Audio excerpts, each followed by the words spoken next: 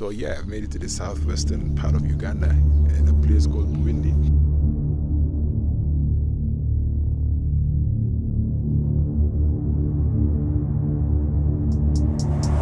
Why is it called the impenetrable forest? It's called impenetrable because of the thick vegetation. It really looks that, it looks impenetrable.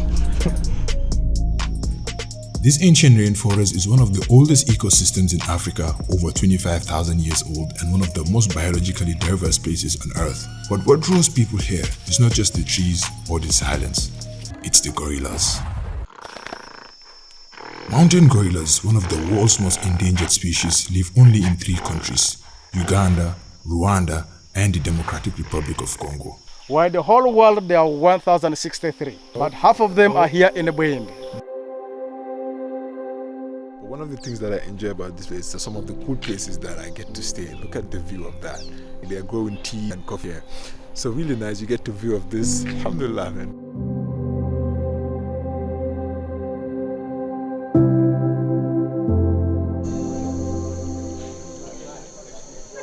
Before the trek begins, we gather at the Bwindi Information Center for a safety briefing and orientation. Once prepared, we make our way into the forest. Chakabi.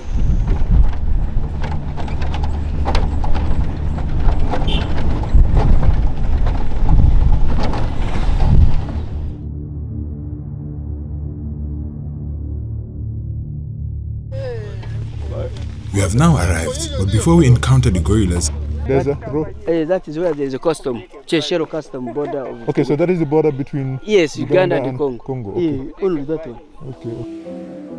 it can take hours of trekking through dense jungle.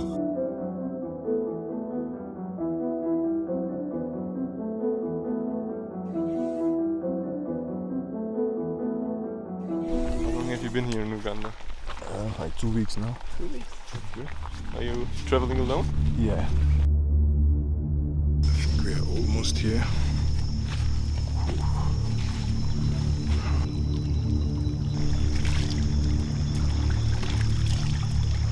So cold, huh? How many mountain gorillas do we have here in Bwindi? 1,243. 1,243. Someone did the research. While the whole world there are 1,063. But half of them are here in Bwindi. Their movement is always being determined by availability of food in the place. So let's say if the one for Uganda side, they can cross to Rwanda, they can cross to Congo, they move looking for food and then they come back to Uganda. The same applies to those in Rwanda and Congo. So there is no need for them, for us to ask them passport or visa like that. So they just go to where they wish to go. We were lucky. Just an hour into the trek, we spotted a family of 6 high up in the trees.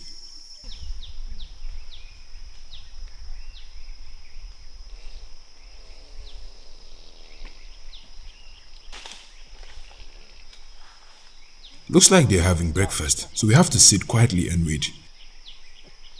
But it turns out we weren't the only ones waiting. All the females, juveniles and infants had finished eating, but they couldn't move until the silverback did. So be ready with your cameras and let me hope there's no flash.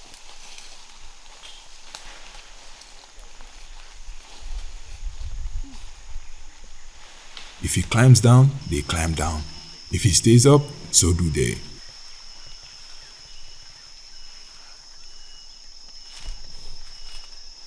The entire family depends on him for protection. See how big he is? And here gone on a wicky branch. Mountain gorillas live in tight family groups, led by a dominant silverback, an older male with silver hair down his back. A group can include females, juveniles, and infants, all with their own roles and personalities. They communicate through grunts, chest beats, eye contact, and even subtle gestures. They are so closely related to us, sharing 98% of our DNA, but they remain deeply wild. Every male reaching the age of 12 years and above start developing the silver hair on the back. So the more years they spend, the more silver hair spreads on their back. All males turns their back to silver, but not all males will be the alpha male or will be the leader of the group. Why? Because it's your strength to determine. For one to become the leader of the group, 2 or more males get involved in the fighting, and then the ones who wins the fight becomes the next leader. Why? Because in case of an attack by another group, because when 2 families meet, they always do compete over females. They feel like to grab females from each other. So, well, you need to be someone who is strong, such that in case if someone comes to grab your females, you need to be in a position to defend, not a coward who will abandon the family and runs away. And also we have lost males here as a result of fighting over females, as they are trying to defend them not to be taken. So it's not just scaring, but it's a serious fight where they injure themselves. However much doctors try even their level best to treat them, but still some of them end up even dying.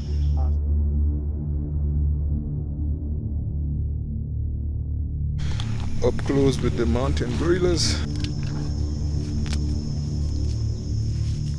You see, these gentle giants were once on the brink of extinction, hunted, displaced by deforestation, and threatened by war. But in the last few decades, Uganda has become a global leader in gorilla conservation. It's one of the few conservation success stories we can still tell.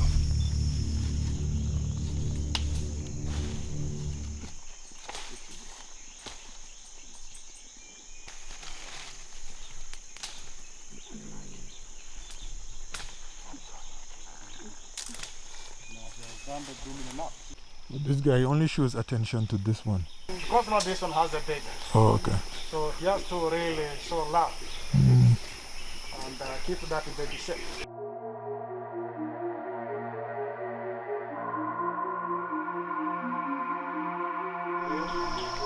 There are some situations some of the females end up not admiring the alpha male, and then they end up admiring other males in the group. So long as the male is not their brother, so they'll end up mating. And if they produce babies, the leader assumes that all the babies born in the group belongs to him.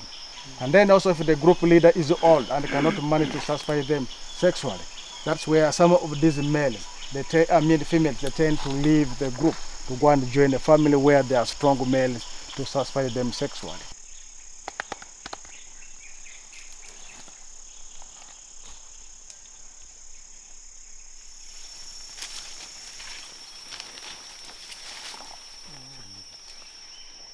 What are you trying to do? This one wants to pick up your heart. Okay.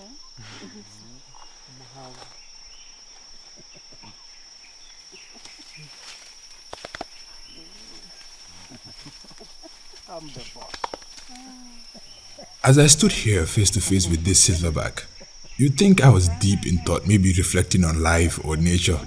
But honestly, all I was thinking about was this. Hypothetical question that sparked a huge debate on social media. Okay, so 100 men or a silverback? Now let's talk strategy. I think this is very doable if you guys all rush in on him at once. I'm going to be the first person to walk up to the gorilla, and as I get to it, I'm going to slowly turn around and switch teams. 100 sounds like an overkill, but just hear me out. Here's a quick comparison between humans and gorillas. The average male mountain gorilla stands about 5'5", while the average adult human is around 5'9". But that's where the similarities end. The mature female weighs up to 110 kilograms, and then the mature male goes up to 200 kgs. As for their arm span, a massive 8 feet, while ours is just about 6. So in conclusion, a fully grown silverback can weigh more than twice as much as the average man and has an arm span that could wrap around you like a blanket. But despite standing nearly the same height, a gorilla is estimated to be 6 to 10 times stronger than us. So based on that, yeah, maybe 100 humans could take down a silverback, but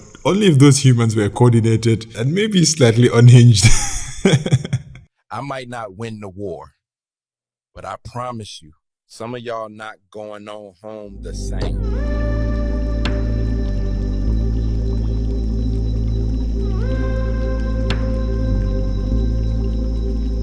Sitting face to face with a wild gorilla in its natural habitat is one of the most humbling experiences on earth. In their eyes, you don't see fear, you see recognition, like they know you. And maybe they've been waiting for us to know them too. This is not a zoo, nor a safari. This is their home, and for a brief moment, they let us in.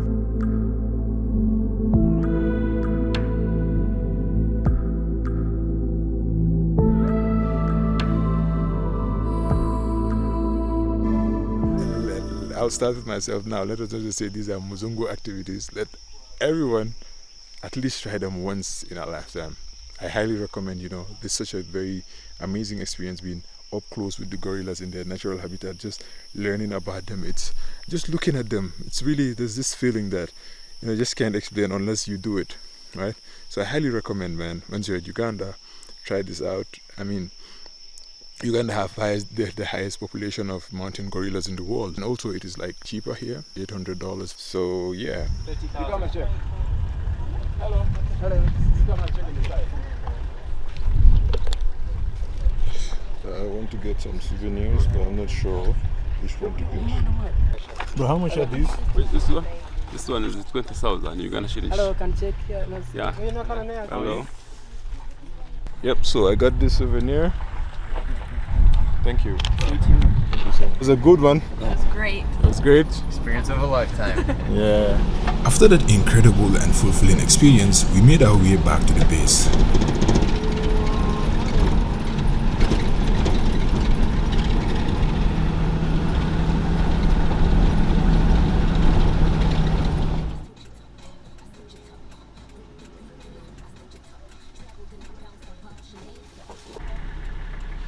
Eh?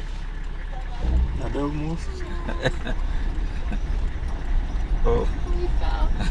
They're no home. Very intelligent. They're no home.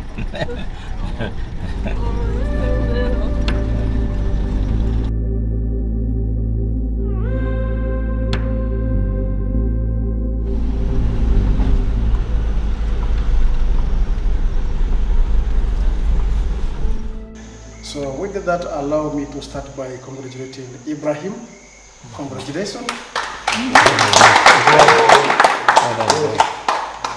Next we have Malte. Congratulations. This one goes to Bruce. Yes. Congratulations. So, then a brief question. Where can we find the talking? But that marks the end of our trekking experience. Now we're heading back to Kampala, then to Nairobi, and then I think once I get to Kenya, I'm just going to relax for a whole month because really I'm really exhausted. I did this in the month of Ramadan, So I'll get to Nairobi and just relax because my body really needs it.